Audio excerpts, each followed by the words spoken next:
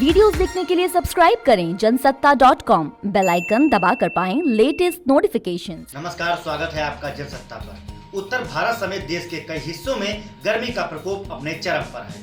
राजस्थान के चूरू में पारा 50 डिग्री के पार पहुंच चुका है, तो दिल्ली में गर्मी ने पिछले 18 सालों का रिकॉर्ड तोड़ दिया है। बीते कई दिनों से राजस्थान, दिल्ली, यूपी, मध्य प्रदेश और महाराष्ट्र समेत देश के कई राज्य भीषण गर्मी की चपेट में है। यहाँ हीट वेव के चलते लोगों का घरों से निकलना मुहाल है। इस बीच मौसम विभाग ने अगले 24 घंटे तक उत्तर और मध्य भारत के कई हिस्सों में लू चलने की आशंका जताई है। जाहिर है, ऐसे में सबके मन में एक सवाल है कि आखिर इस गर्मी से कब निजात मिलेगी और कब आसमान से होगी राहत की बारिश। साथ ही साथ लू या हीट वेव को लेकर क्या कहता है मौसम विभाग। तो आइए इन सभी सवालों के जवाब जानते हैं इस रिपोर्ट में। आइए सबसे पहले जान लेते हैं कि हीट वेव होती क्या है और इसे घोषित कब किया जाता है।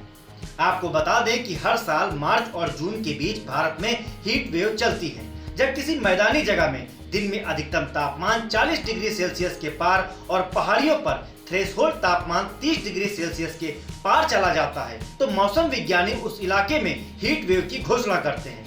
या यूं कहें कि दिन का तापमान किसी स्थान के सामान्य अधिकतम तापमान से 4 से 5 डिग्री अधिक हो जाता है, तो उस इलाके को हीट वेव के रूप में घोषित कर दिया जाता है। उदाहरण के लिए, यदि किसी दिन मैदानी क्षेत्र में किसी स्थान के लिए सामान्य या अधिकतम तापमान 40 डिग्री होना चाहिए, लेकिन 45 डिग्री रिकॉर्ड होता है, तो उस स्थान पर हीट वेव की घोषणा की जाती है। वैकल्पिक रूप से कोई भी स्थान जहां अधिकतम तापमान 45 डिग्री को पार कर जाता है या सामान्य से 6 डिग्री से अधिक तापमान होता है, तो वहां गंभीर हीट वेव की स्थिति पैदा हो जाती है। एक हीट वेव स्पेल आमतौर पर न्यूनतम 4 दिनों का होता है।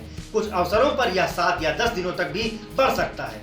हाल के वर्षों में सबसे लंबे समय तक दर्ज किया गया हीट वेव स्पेल 2015 में आया था।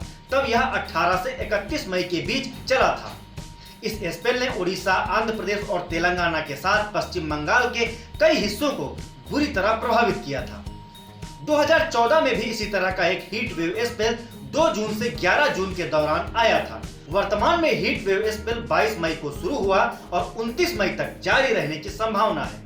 उधर मौसम विभाग की माने तो केरल तट पर मानसून के पहुंचने में 4 से 5 दिन की देरी हो सकती है। केरल में मानसून 5 जून को दस्तक देगा।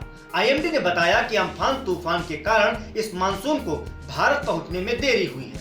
केरल तट से 5 जून को मानसून टकराने के बाद धीरे धीरे यह भारत के अन्य राज्यों की ओर बढ़ेगा।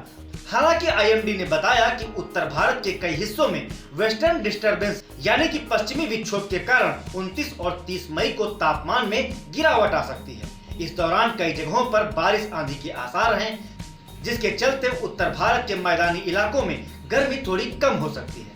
लेकिन अनुमान में यह भी कहा गया है कि हरियाणा, चंडीगढ़, दिल्ली, उत्तर प्रदेश, मध्य प्रदेश और पूर्वी राजस्थान के कुछ हिस्सों के साथ पंजाब, बिहार, झारखंड, उड़ीसा, मध्य महाराष्ट्र, तेलंगाना और कर्नाटक में अगले 24 घंटे तक लू चलती रहेगी।